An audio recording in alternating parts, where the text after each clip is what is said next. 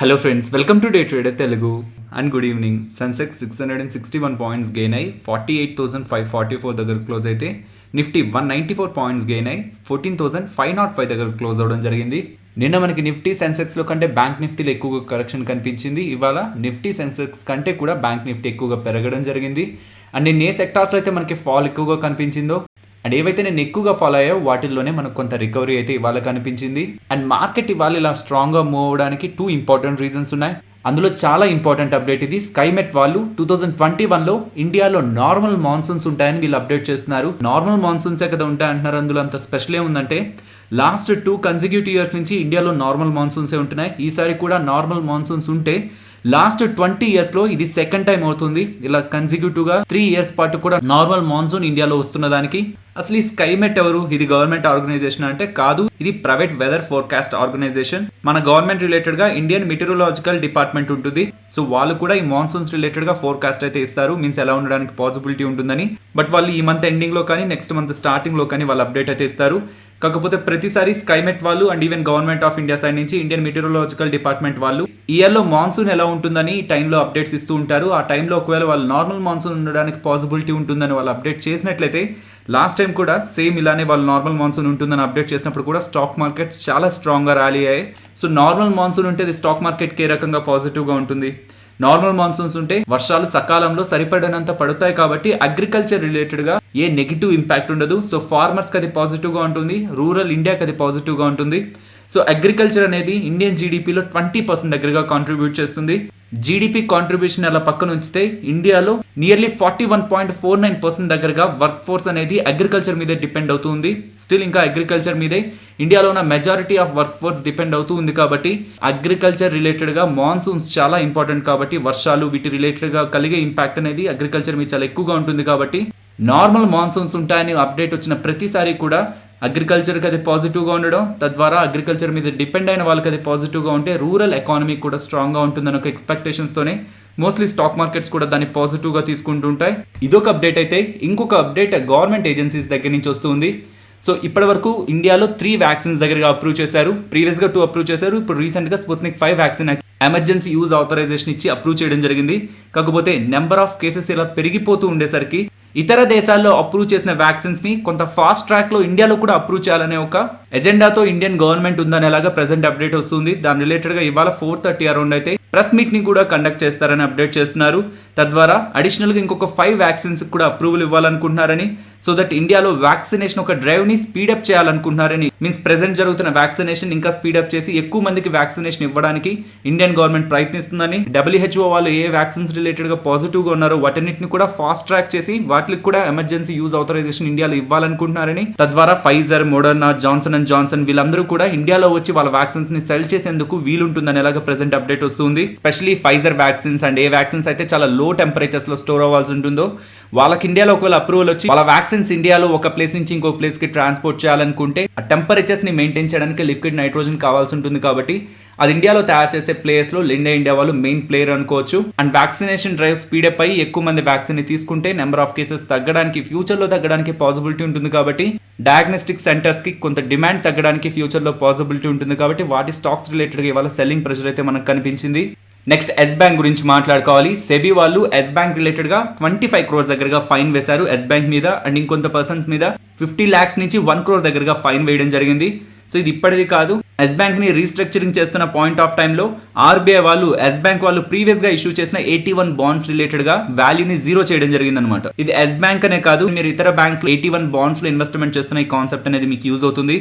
So ఒక point of టైంలో Yes Bank representatives కానీ అండ్ ఎస్ బ్యాంక్ కి సంబంధించిన private wealth management team Yes Bank కు సంబంధించిన 81 బాండ్స్ ని సూపర్ ఎఫ్డీస్ అని చెప్పారని. మీన్స్ ఎఫ్డీస్ లో ఎంతైతే మీకు ఇంట్రెస్ట్ వస్తుందో అంతకంటే ఎక్కువ ఇంట్రెస్ట్ ఈ 81 బాండ్స్ లో వస్తుంది. ఇది నథింగ్ బట్ ఒక సూపర్ ఎఫ్డీ అని ఒక పేరు యూజ్ చేసి 81 బాండ్స్ ని ఎస్ బ్యాంక్ కు సంబంధించిన 81 బాండ్స్ ని కస్టమర్స్ కి సెల్ చేశారని. అది నమ్మి 277 కస్టమర్స్ దగ్గరగా ఎస్ బ్యాంక్ లో ఉన్న డిపాజిట్స్ ని, సేవింగ్స్ నుంచి అలాగే ఫిక్స్డ్ డిపాజిట్స్ ని, మనీని తీసి 81 బాండ్స్ లో ఇన్వెస్ట్మెంట్ చేశారని ఎలాగైతే సెబీ వాళ్ళైతే చెప్తున్నారు. మొత్తానికి అది కూడా బ్యాంక్ దే కదా, ఏం రిస్క్ ఉండదు అని అనుకోకూడదు. బికాస్ 81 బాండ్స్ ఎలాంటివి అంటే ఇఫ్ బ్యాంక్ క్రైసిస్ లోకి వెళ్ళిపోయి ఒక క్రిటికల్ కండిషన్కి వెళ్ళిపోతే బ్యాంక్ కావాలనుకుంటే AT1 బాండ్స్ ఎవరైతే కొన్నారో వాళ్ళకి 1 రూపీ కూడా ఇవ్వాల్సిన అవసరం లేదనమాట. వీటిని కంప్లీట్గా జీరో చేయొచ్చు. కాకపోతే ఫిక్స్డ్ డిపాజిట్స్ అండ్ సేవింగ్స్ అకౌంట్స్లో వేసిన డబ్బుల్ని బ్యాంక్ జీరో చేయడానికి కుదరదు. కాకపోతే AT1 బాండ్స్ కూడా ఒక సూపర్ FDs అని సూపర్ ఫిక్స్డ్ డిపాజిట్స్ అని రాంగ్ స్టేట్మెంట్స్ ని చేసి ఆ బాండ్స్ ని ఎస్ బ్యాంక్ అండ్ వాళ్ళకి సంబంధించిన private wealth management team cell చేశారు కాబట్టి ఈ పెనాల్టీ వేస్తున్నామని సెబీ వాళ్ళైతే అప్డేట్ చేస్తున్నారు. నెక్స్ట్ భారత్ ఎయిర్టెల్ గురించి మాట్లాడుకోవాలి. వన్ వెబ్ అని ఒక కంపెనీ ఉంది. ఇది ఒక శాటిలైట్ ఇంటర్నెట్ ప్రొవైడింగ్ కంపెనీ అనమాట. సో శాటిలైట్స్ ద్వారా వీళ్ళు ఇంటర్నెట్ అయితే ప్రొవైడ్ చేస్తూ ఉంటారు. వీళ్ళు కజకిస్తాన్ గవర్నమెంట్ తో టైప్ అయ్యి ఎంటైర్ ఆ జియోగ్రఫీలో ఇంటర్నెట్ సర్వీసెస్ ని ప్రొవైడ్ చేయబోతున్నారని ఇంట్రోడక్షన్ సెషన్స్ లో అయితే అప్డేట్ రావడం జరిగింది. దీని రిలేటెడ్గా డిస్కషన్స్ కూడా కంప్లీట్ అయ్యాయని ఈ జూన్ నుంచి వర్క్ని కూడా స్టార్ట్ చేయబోతున్నారని అప్డేట్ రావడం జరిగింది. సో వన్ వెబ్కి భారత్ ఎయిర్టెల్కి ఉన్న రిలేషన్ ఏంటంటే ఈ కంపెనీలో 42.2% వాటా దగ్గరగా భారత్ ఎయిర్టెల్కి సంబంధించిన భారతీ ఎంటర్ప్రైజెస్ వాళ్ళ దగ్గర అయితే ఉంది. సో ఇది 850 అరౌండ్ అప్డేట్ అయితే రావడం జరిగింది. ఓపెనింగ్ పాయింట్ ఆఫ్ టైం నుంచి కూడా స్టాక్ ప్రైస్ కొంత పాజిటివ్గా మూవ్ అవుతూ నియర్లీ 2.7% దగ్గరగా పాజిటివ్గా క్లోజ్ అవడం జరిగింది. ఇది ప్రీవియస్ డేస్ లోనే మాట్లాడుకున్నాం అండ్ అగైన్ అప్డేట్ చేస్తున్నాను. రేపు నీతి ఆయోగ్ అండ్ ఫైనాన్స్ మినిస్ట్రీ వాళ్ళు మీట్ అవబోతున్నారు. ప్రైవేటైజేషన్ ఆఫ్ బ్యాంక్స్ రిలేటెడ్గా ఏ పబ్లిక్ సెక్టర్ అండర్టేకింగ్ బ్యాంక్స్ని ప్రైవేటైజేషన్ చేయడానికి ఆలోచిస్తున్నారని వాటి రిలేటెడ్గా నేమ్స్ రేపు అప్డేట్ అవడానికి పాసిబిలిటీ ఉంటుందనేలాగా రీసెంట్ టైమ్స్లో మనకు అప్డేట్స్ వస్తున్నాయి. కాకపోతే Indian Overseas Bank and Bank of Maharashtra names ఉండబోతున్నాయని నేమ్స్ లీక్ అయ్యాయని అలాగా మనకు అప్డేట్ అయితే వస్తుంది. కాబట్టి మిగిలిన పబ్లిక్ సెక్టార్ బ్యాంక్స్ కంటే కూడా బ్యాంక్ ఆఫ్ మహారాష్ట్ర కానీ ఇండియన్ ఓవర్సీస్ బ్యాంక్ కానీ రీసెంట్ టైమ్స్లో మనకు కొంత అప్ సైడ్ అయితే మూవ్ అవుతున్నాయి.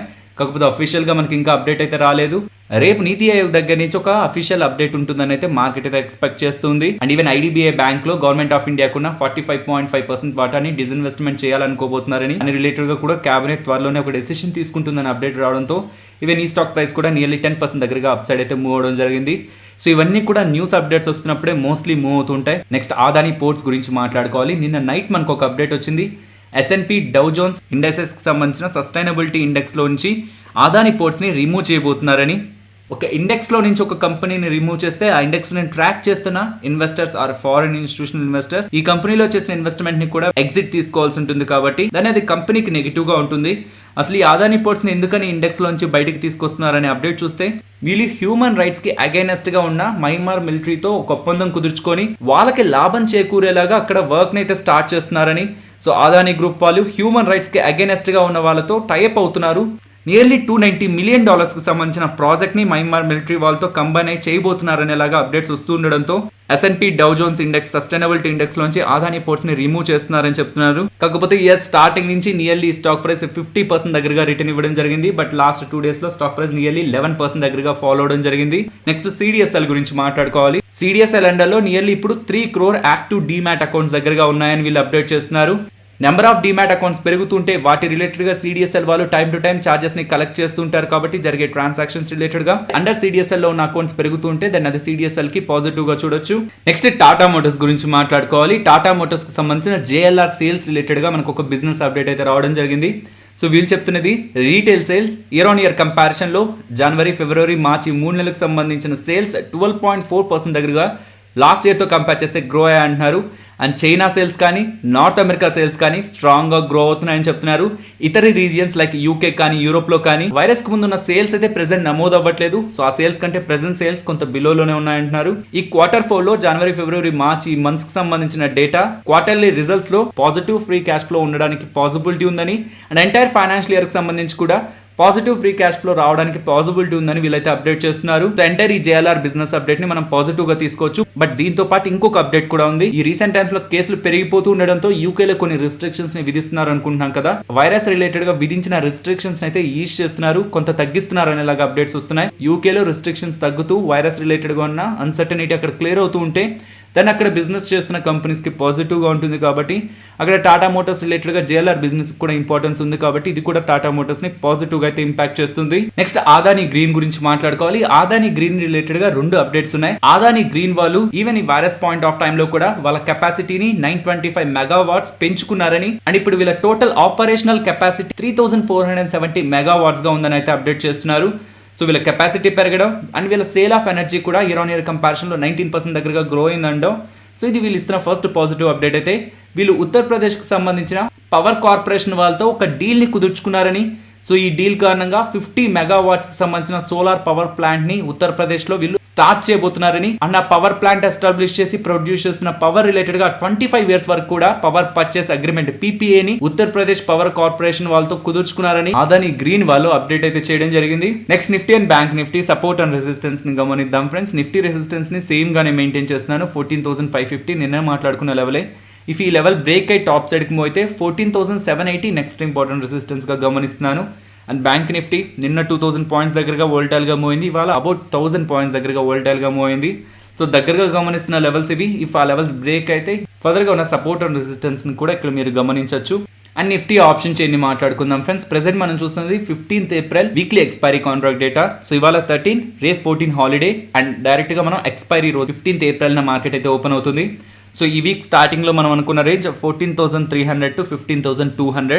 స్టిల్ వీక్ స్టార్టింగ్ లో అనుకున్న రేంజ్ లోనే ఉన్నాం. కాకపోతే ప్రెసెంట్ ఫామ్ అవుతున్న డేటా ప్రకారం చూస్తే ఇక్కడ నుంచి టాప్ సైడ్ కి వెళ్తుంటే 14,700 అండ్ డౌన్ సైడ్ కి వెళ్తుంటే 14,300. ఈ వీక్లీ ఎక్స్పైరీలో కానీ ఈవెన్ మంత్లీ ఎక్స్పైరీతో కూడా కంబైన్ చేస్తే మనకి డేటా అయితే కనిపిస్తూ ఉంటుంది. సో 15th ఏప్రిల్ ఎక్స్పైరీ అనేది 14,300 to 14,700 ఇన్ బిట్వీన్ ఉండడానికి పాసిబిలిటీ ఉందని ఆప్షన్ చైన్లో డేటా అయితే బిల్డ్ అవుతుంది. సో ఫైనలీ ఇది ఫ్రెండ్స్ మన వీడియో.